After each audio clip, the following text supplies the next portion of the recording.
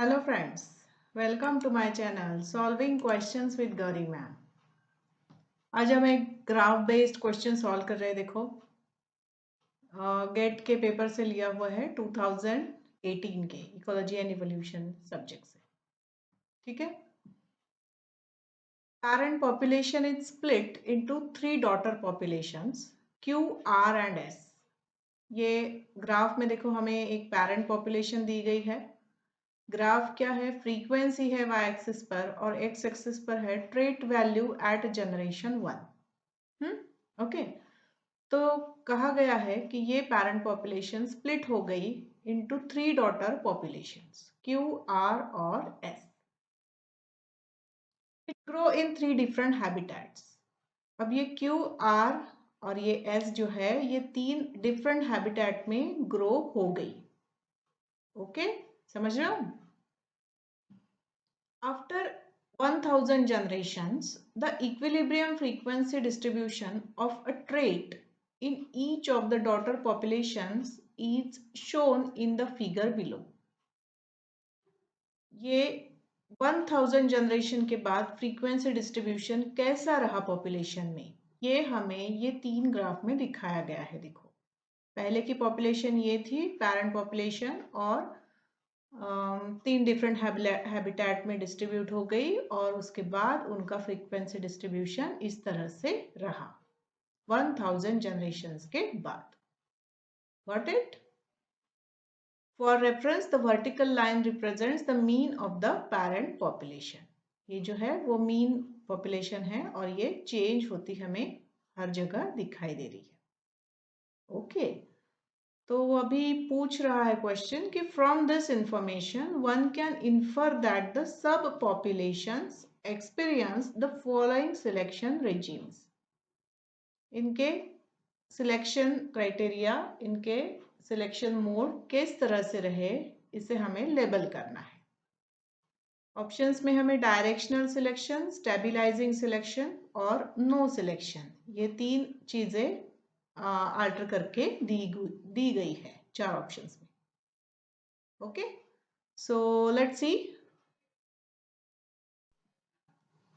देखो, यहाँ पर हम मोड्स ऑफ नेचुरल सिलेक्शन जब डिस्कस करते हैं तब वहां पर डायरेक्शनल सिलेक्शन, स्टेबलाइजिंग सिलेक्शन और डिसरप्टिव सिलेक्शन, ये 3 टाइप्स हम देखते हैं। ठीक है। हमेशा ये देखा जाता है कि individual triads for better chances of survival.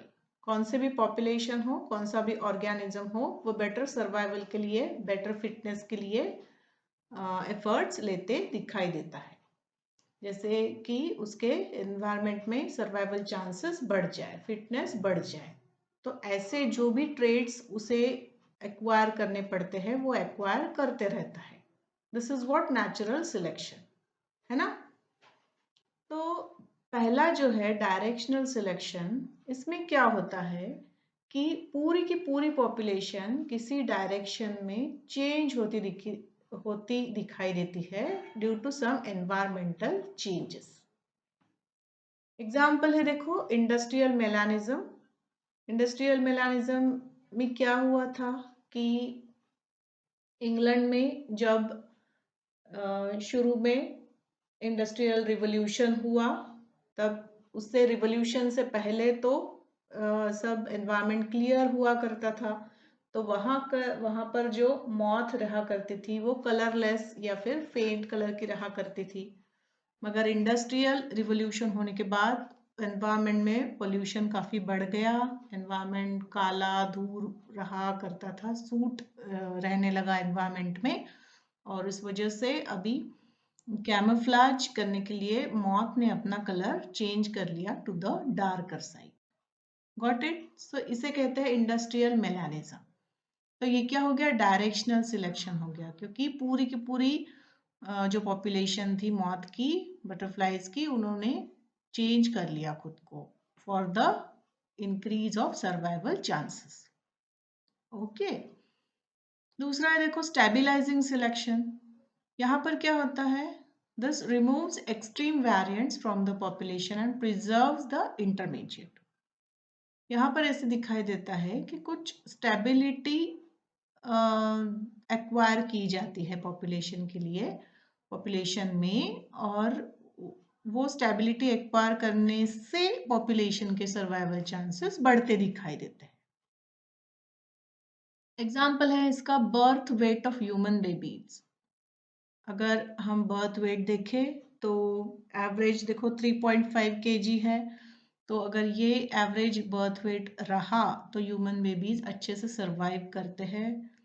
तो ये बर्थ वेट मैक्सिमम समय पर मेंटेन किया हुआ दिखाई देता है ह्यूमन पॉपुलेशन में।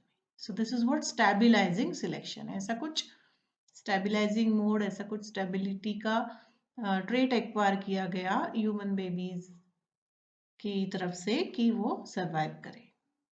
ठीक है, फिर तीसरा है देखो डिसरप्टिव सिलेक्शन। यहाँ पर population favours variant at both ends of distribution.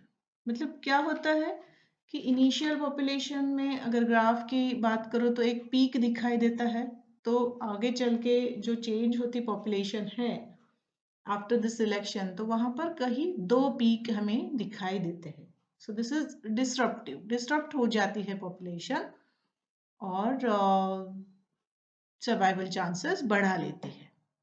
Okay, तो ये इसका एग्जाम्पल है, देखो the different colour pattern of butterfly Papilio dardanus. Okay, तो यहाँ पर उनके कलर वेरिएशन दिखाई देते हैं, जो है एग्जाम्पल डिसरप्टिव सिलेक्शन का। तो वापस से क्वेश्चन की तरफ आएंगे तो हम यहाँ देखते हैं, देखो यहाँ पर पहला जो ट्रेट है, यहाँ पर एक डायरेक्शन में पॉपुलेशन चेंज हुई दिखाई देती है। Are you getting me? तो ये होना चाहिए कि डायरेक्शनल सिलेक्शन है। दूसरा है देखो कि एक मीन वैल्यू पॉपुलेशन ने एक्वायर की है यहाँ पर और वो मेंटेन कर रही है। तो जैसे कि ह्यूमन बेबी के वेट के बारे में हमने डिस्कस किया, तो वैसा कुछ यहाँ है and this is a stabilising selection. तीसरा जो है, यहाँ पर हमें ऑप्शन में भी नो सिलेक्शन दिया है, तो यहाँ पर हमें नो सिलेक्शन दिखाई देता है क्योंकि कुछ भी यहाँ पर चेंजेस या फिर वेरिएशन हमें दिखाई नहीं देते हैं, जैसे शुरू में है वैसे ही एंड में भी है। So this is a type of no selection. ठीक है, डिसरप्टिव होता तो ऐसे ये जो एक पीक है ना, तो उसमें दो पीक हमें यहाँ पर दिखाई देते थे। अगर ना हमें वैसे दिखाया है ना हमें ऑप्शंस में भी उन्होंने डिसरप्टिव सिलेक्शन का मेंशन किया है, तो ये हो जाएगा नो सिलेक्शन, यहाँ पर कुछ सिलेक्शन नहीं हुआ है। Are you getting me? तो इस तरह का हमारा ऑप्शन है, देखो ऑप्शन ए में दिया गया है Q is directional, R is stabilising and S is no selection. So option A is the correct answer for this question. Are you getting me? Okay, so with this I'm concluding with today's video. I request you to please like, share and subscribe for my channel and also to hit the bell icon. Thanks for watching. All the best for your preparation for your exam. Thank you.